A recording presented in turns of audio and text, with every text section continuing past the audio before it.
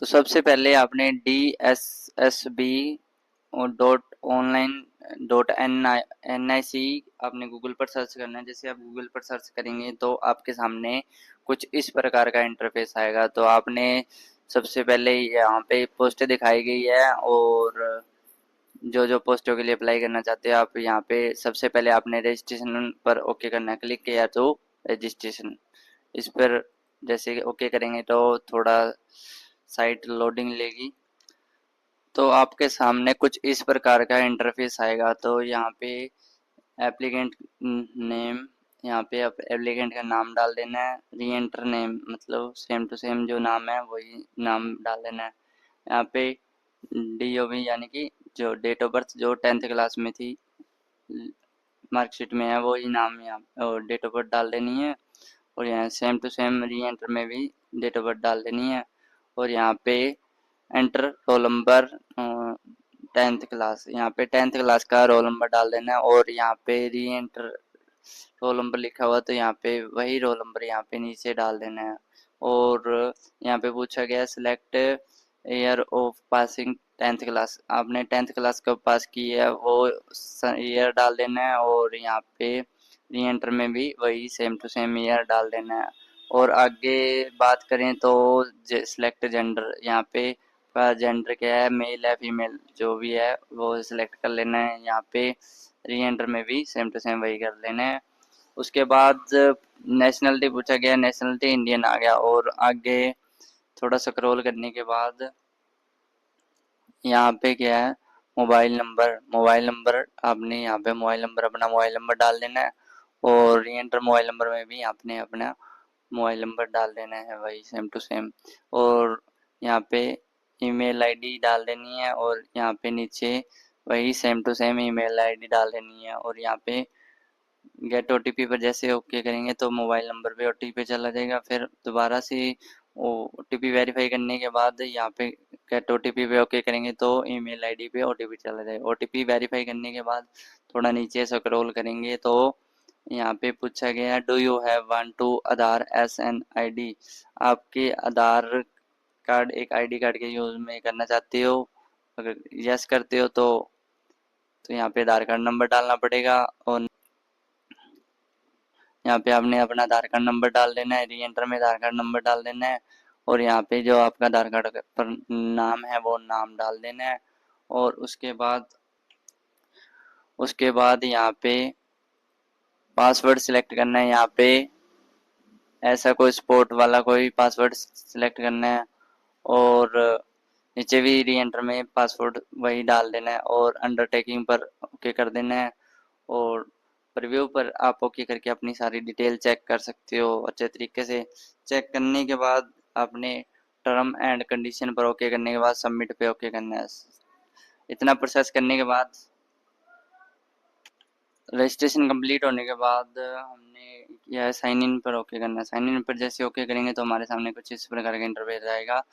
तो हमने यहाँ पे क्या अपनी डेट ऑफ बर्थ ईयर डाल देना है।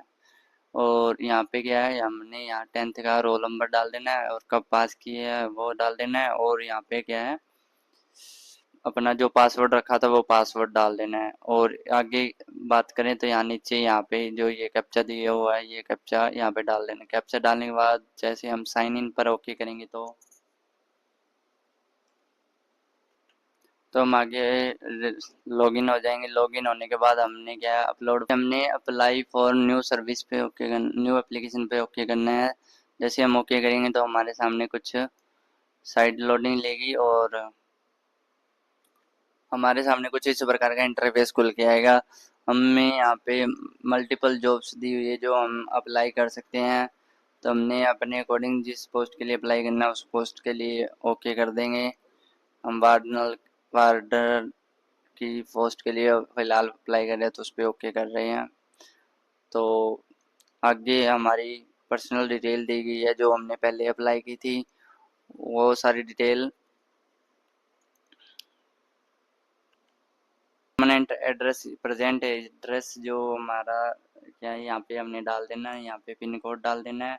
और सेम एज टिक पर करेंगे तो हमारे सामने कुछ सेम टू सेम एड्रेस यहाँ पे शो करने लग जाएगा। आगे हमें कैटेगरी पूछा गया हमारी जो कैटेगरी है वो डाल देनी है, जनरल है, ओबीसी है, एससी एसटी है, तो अपने अकॉर्डिंग क्या अपने कास्ट कास्ट डाल देनी है। आप जो एक्स सर्विसमैन है या इनमें से कोई भी स्पोर्ट्स पर्सन है तो यहाँ पे टिक कर देना है। और उसके बाद आगे बात करें तो यहाँ पे पूछा गया है I am eligible and availing relaxation, जो पहाड़ों वगैरह में रहते हैं उनको क्या यस कर देना है, नहीं रहते तो नो कर देना है। उनको क्या है एज रिलैक्सेशन में हाइट में थोड़ा छूट वगैरह मिल जाती है। और यहाँ पे फिजिकल कंडीशन पे ओके कर देना है। और उसके बाद हमने क्या है डिक्लेरेशन कंडीशन पे ओके करने के बाद सेव एंड नेक्स्ट पे ओके करना है। उसके बाद हमारे सामने कुछ इस प्रकार का इंटरफेस आएगा। यहाँ पे हमने क्या है फोटो अपलोड का ऑप्शन आ रहा है, यहाँ पे हमने क्या है फोटो अपलोड कर देनी है अपनी। और उसके बाद थोड़ा नीचे स्क्रॉल करेंगे तो यहाँ पे अपलोड सिग्नेचर का ऑप्शन आ रहा है। और उसके बाद नीचे थोड़ा और करेंगे तो यहाँ पे अपलोड लेफ्ट थंब का ऑप्शन आ रहा है, तो यहाँ पे हमने लेफ्ट थंब अपलोड कर देना है। अपलोड राइट थंब इम्प्रेशन, यहाँ पे राइट थंब इम्प्रेशन अपलोड कर देना है। अपलोड करने के बाद नेक्स्ट पे ओके करना है। जैसे नेक्स्ट पे ओके करेंगे तो फोटो एंड सिग्नेचर अपलोड करने के बाद हमारे सामने कुछ इस प्रकार का इंटरफेस आएगा। यहाँ पे हमने क्या है इस कंडीशन को ओके करने के बाद थोड़ा साइट रीलोड होगी और हमारे सामने कुछ इस प्रकार का इंटरफेस आएगा जहाँ पे हमारी क्या है क्वालिफिकेशन पूछी गई है। ने यहाँ पे ऑप्शन पे ओके करना है और यहाँ पे हमने अपनी +2 की क्वालिफिकेशन दिखानी है। यहाँ पे बोर्ड का नाम चूज करना है और यहाँ पे क्या है परसेंटेज डाल देनी है। जो हमारी +2 क्लास में परसेंटेज बनी थी वो परसेंटेज यहाँ पे लिख देनी है। और उसके बाद यहाँ पे हमने कौन से बोर्ड से +2 की है वो बोर्ड का नाम स्टेट का नाम डाल देना है। और उसके वेट करो थोड़ा सा 1 मिनट।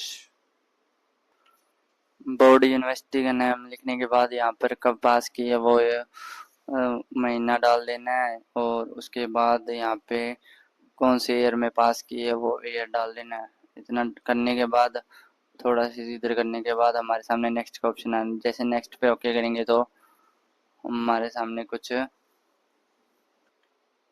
सेव करने के बाद हमारे सामने यहाँ नेक्स्ट का ऑप्शन आ रहा है। जैसे नेक्स्ट पे ओके करेंगे तो हमारी सारी डिटेल यहाँ पे शो करने लग जाएगा। और सारी डिटेल हम यहाँ अपनी सारी डिटेल चेक अच्छे से चेक करके और यहाँ पे एडिट पे ओके करके हमारी डिटेल ये कुछ मिस्टेक हो गया तो हम यहाँ पे चेंज भी कर सकते हैं, सही कर सकते हैं अपनी डिटेल को। तो ये अगर हमारी डिटेल सारी सही है तो हम डिक्लेरेशन पे ओके करके उसके बाद नीचे डिक्लेरेशन दिया गया है उस डिक्लेरेशन पे ओके करके पेमेंट ऑनलाइन करने के बाद फाइनल सबमिट हमारा हो जाएगा। उसके बाद हमने क्या है कि हमारा फॉर्म सबमिट हो जाएगा और उस फॉर्म का प्रिंट निकाल के हम अपने पास रख सकते हैं और उस बाद में स्टेटस चेक कर सकते हैं। तो आपको हमारी वीडियो कैसी लगी, लाइक एंड सब्सक्राइब नहीं किया तो लाइक एंड सब्सक्राइब कर दे। Thank you.